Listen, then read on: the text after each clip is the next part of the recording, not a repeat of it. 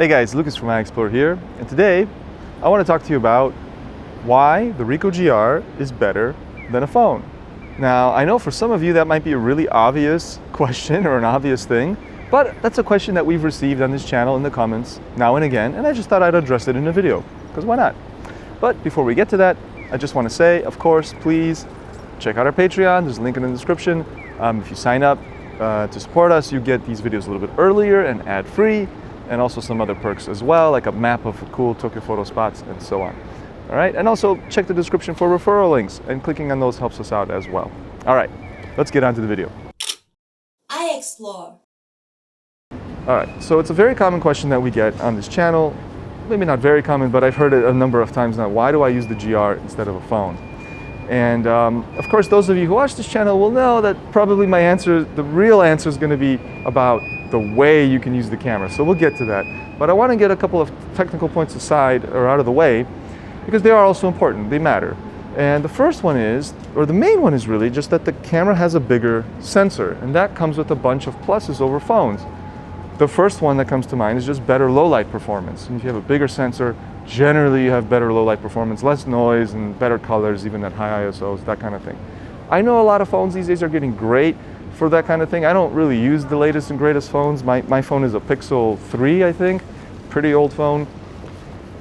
But nonetheless, I don't care how good your phone is. I think this will produce a nicer, cleaner image if you know what you're doing. And then also, a lot of phones don't let you shoot in RAW, and this does. And so you have more control over how that image finally looks. But those differences, maybe you can argue, fine. The latest and greatest phones let you shoot RAW, they have great low light performance, technology is improving, fine, whatever. There's something that you cannot achieve on a phone, no matter how good the tech gets, and that is the depth of field. Because there's a lot more depth of field on a phone with the tiny sensor than on this with a much bigger sensor than what's in the phone. So you can get shallower depth of field, you can get more bokeh, and that's thanks to the actual sensor in the camera. So that's the technical stuff. I mean, there's probably some other technical differences, but those are the biggest ones. And to me, the technical things don't matter so much as the next part, which is actually the ergonomics of the camera. And this is where phones and cameras don't compare.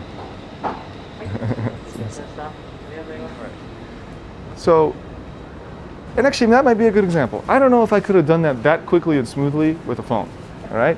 I saw a cool moment. You know, Axel quickly, beautifully slipped out of the way with the camera, well done.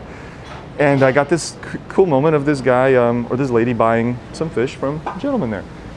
The fact that I can hold the camera like this and there's a button on top, I don't have to like find something on the touchscreen. And yes, I know that some phones will let you use the volume button to take photos, I get it. I did it with one hand, that's the other thing, like this, right? So there's a lot of reasons why it's just more comfortable to use the camera. The controls are, of course, on the outside, which means things are accessible. I don't just mean the button, but like I can change shutter speed. And in my experience, when I've had people join my workshops, I explore with phones, which is fine. We totally accept people with phones. And I should mention, this is not a video meant to bash phones, right? Nothing is wrong with shooting with a phone. Just explaining the difference here. So when people came with phones, often we would struggle to figure out how to do manual control of the camera, like changing the aperture and things like that. You often can't do that. There are apps that will allow you to, I know, but this comes with that functionality out of the box with physical controls. So the ergonomics are way better than on a phone, way better. So even if all the other technical stuff, the sensor size was the same, the fact that I can hold it like this and use it like this, for me, is better. If you like using a phone better with a touchscreen, cool. I'm not gonna bash that, that's not wrong. But for me, that's not, I don't like it. I prefer this. Okay, let's go in this little street. So, why does that matter though in the end? It's not just about comfort. This is the real point of this video now that I want to make, is by allowing you to become more, in tune and physically one with the camera, the way you do the photography improves, and I think it helps your creativity.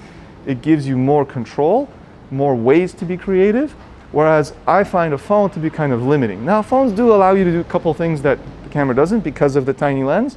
And we've talked about that in past videos a long time ago. But, oh, here we go, a quick little scene. A little bit far away. I don't want to go in there and disturb this lady. All right. There we go. But yeah, the point is you just get a little bit more, I feel, creative with the camera. You can move it around more easily. It's very easy to get close to things and, you know, whatever. And I can do things more quickly, more readily, more confidently the way I'm holding it. I got my strap and all that. I'm gonna take a photo of this bike as well. And because this is the 40mm GR, I might actually have to come back here to get it because the lens is a little bit on the long side. Okay, there we go, beautiful. I don't know if Axel can even see here. There we go, nice. So yeah, those of you who've followed my channel for a while, or this channel, or my work, whatever, know that I like photographing bicycles. This bicycle is fantastic to me. And a key reason why this catches my eye and I love it is because the color of the bike matches the color of the weird, like, I don't even know what this is because it's not painted that color, the sidewalk. It's, I think, yeah, exactly, it's the rust. Axel's pointing the roof, and I was gonna say that.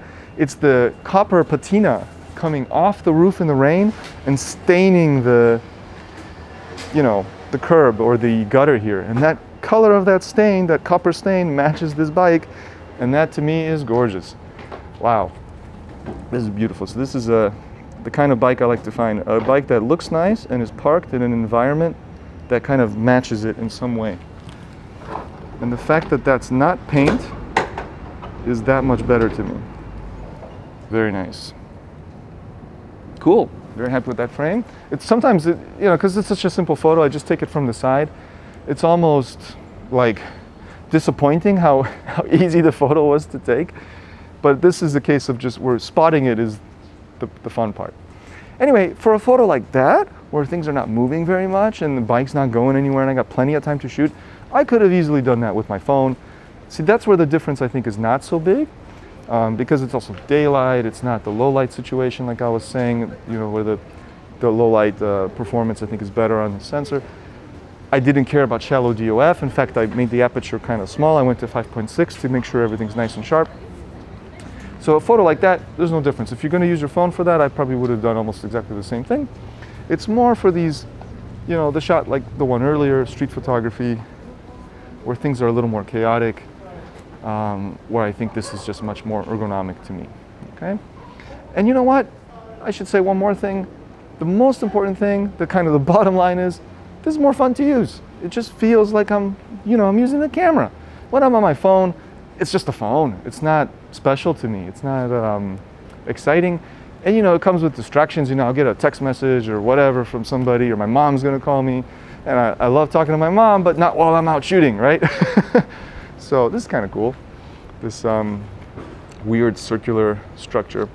So to me, a camera just puts me in the zone. And I think that's ultimately what's better about it than a phone, is when I'm using it, I'm really focused on what I'm doing in terms of photographing things, right?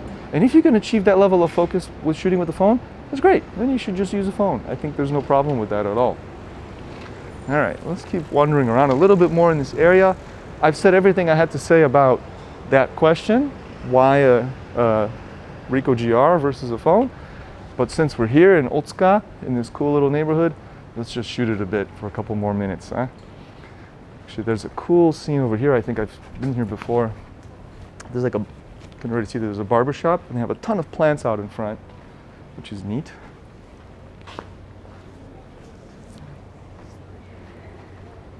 Okay.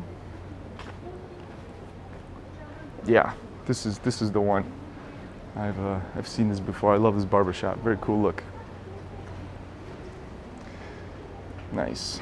This is where I love the 40mm GR, the new one, the GR3X, because for this kind of shot where I want to get everything like kind of flat on, this almost, you know, architectural shot, it's better to be farther back because the perspective doesn't distort as much. We talked about that in our perspective video a couple of months ago. So I want to be back, but of course if I had the 28 GR, I would get a lot of other stuff. It feels better, you know, it looks better to just zoom in a bit, so that's why the longer lens works really well here. Okay, let's see, my settings are all good. ISO 400. Let's go to a slower shutter and not have the high ISO. And then also maybe we'll get a little motion blur on the barber pole. That might be kind of cool. Not really, not at a 50th. Okay, let's keep going.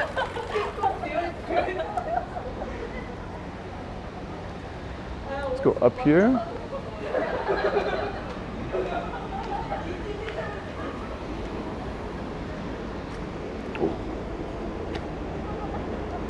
A little late for that one, but that gentleman looked kind of cool.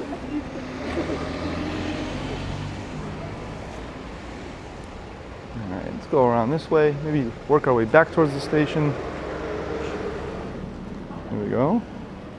Maybe we'll set up over here on the side and photograph this way. That was pretty cool. Wow, she started booking it. So yeah, I got that, but I didn't think she was going to run. I wish I had quickly changed my shutter speed to a faster shutter speed. That was not because the camera's slow. That's just me. I didn't expect that. She started running. But the thing is, if I wanted to do that on here, it would have been very quick. I would have switched to manual and popped it up to 500. I had the time to change my shutter speed, change the manual and change the shutter speed to 500, capture that because of the external controls, right? I imagine on a phone with the touchscreen, maybe if there was some app that could do it, I could do it just as quickly.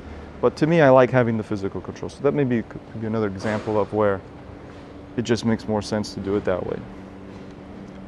All right, I'm gonna go back to slow shutter over there in AV mode. Ooh, it's kind of cool. Reflection back there, like a funhouse mirror.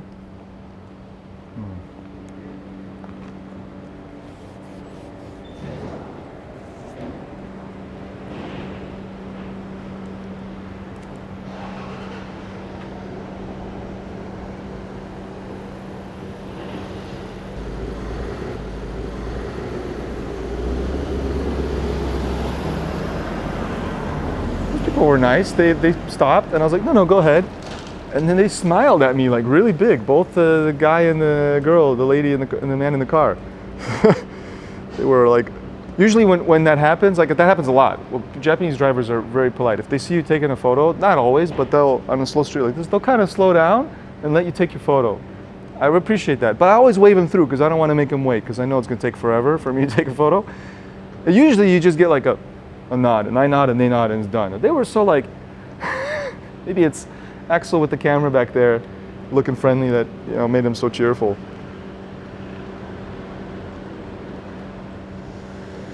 Yeah, I don't really want a person here. I just like these machines, these air conditioning units. Let's keep going. But this is the kind of stuff I photograph all the time, even though it's probably getting repetitive. I have tons of photos of those kinds of scenes, but I can't stop. Okay. Let's go down there. I think we came from there more or less. Let's get to a little bit more lively area.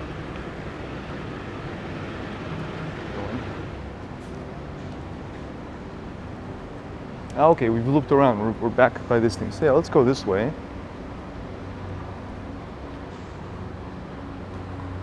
This building's really cool as well. Oh, and the plane. Did I get the plane? Let's see. I did. I got the plane, just a little bit. And everything's sharp. Great.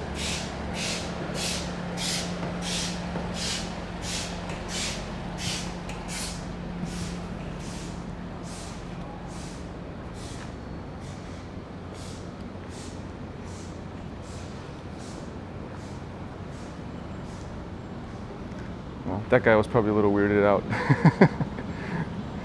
because he's not doing anything. I've said that in a previous video where if you're going to photograph somebody, you should have a good reason. And in this case, it would be if he's like, hey, why'd you take my photo? I'd have to say like, well, I don't really know. I just sort of did because you were there and you look kind of cool. But it's okay. I like this entryway here with the nice momiji and the noren. The noren is the curtain. The momiji is the tree.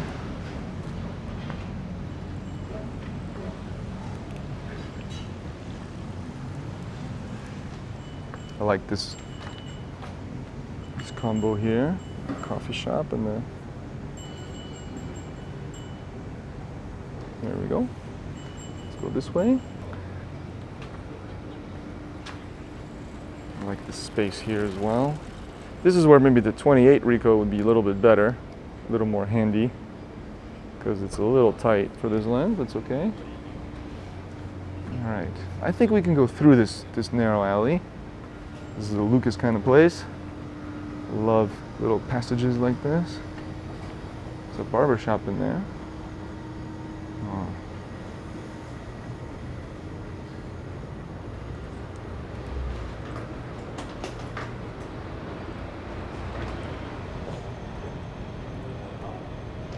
Yeah, let's go through here. I think we went that way before.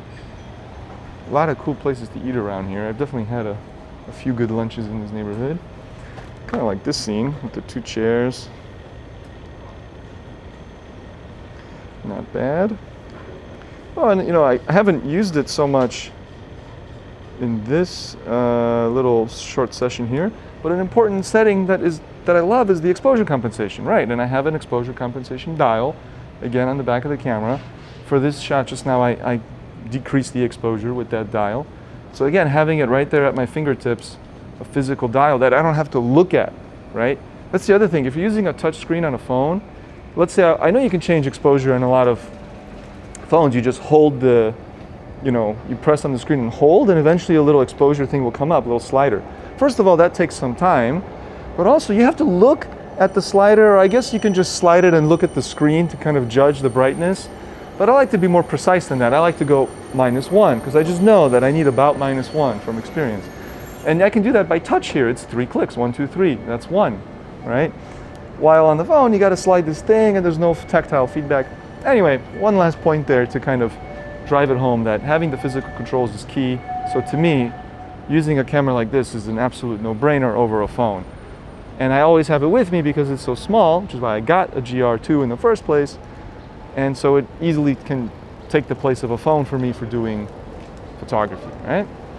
Okay, so we're back at the station. We've gone full circle.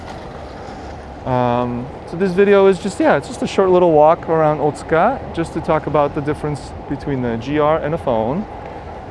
So we'll wrap it up here for today. As always, if you have any questions or comments, especially about this topic, leave them in the description and let me know. Let me know, do you prefer using a phone or a GR? Do you use both? I mean, I'm always open. I want to hear how you guys do things, because I'm not, as I've said in many other videos, I know I keep driving this home, but I'm not trying to tell you the way to do it. It's not the point. I'm telling you the way I do it, and let's discuss, all right? So, thank you so much for watching. Of course, please check us out on Patreon. Check the referral links for gear in the description below. Maybe, whoa, that's why I have a strap. Almost dropped it. So yeah, and if you want to buy the camera or you're interested in these things, there's referral links. Click on them. That helps us out a lot to continue operating this channel. And remember, always challenge your eye.